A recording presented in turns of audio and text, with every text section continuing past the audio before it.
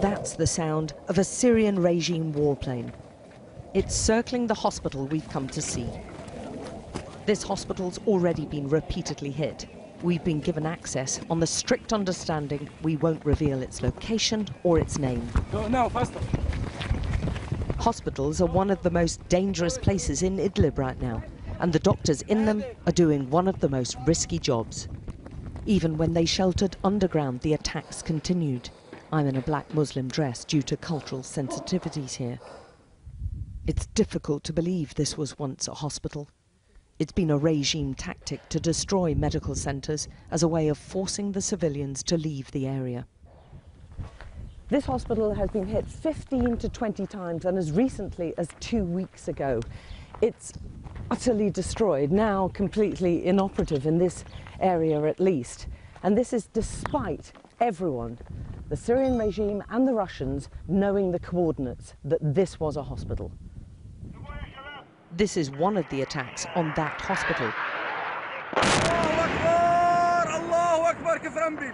This footage was given to Sky News by an activist. The rebels sometimes get warnings of airstrikes through their intelligence networks, giving a window to evacuate.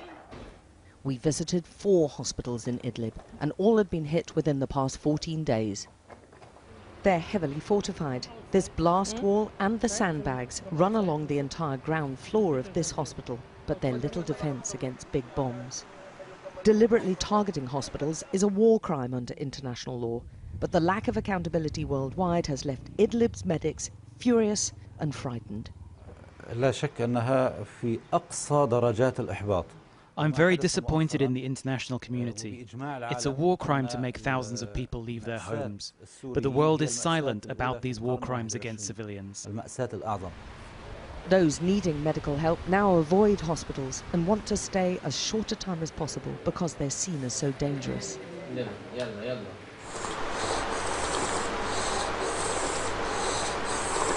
81-year-old Abdullah is suffering, but there are few medicines and little help the skeleton staff can give him. And all the while he's here, the hospital could be bombed. I'm worried being here because I know they target hospitals, schools and mosques. Even hospitals which have built underground facilities like this one attract bombings.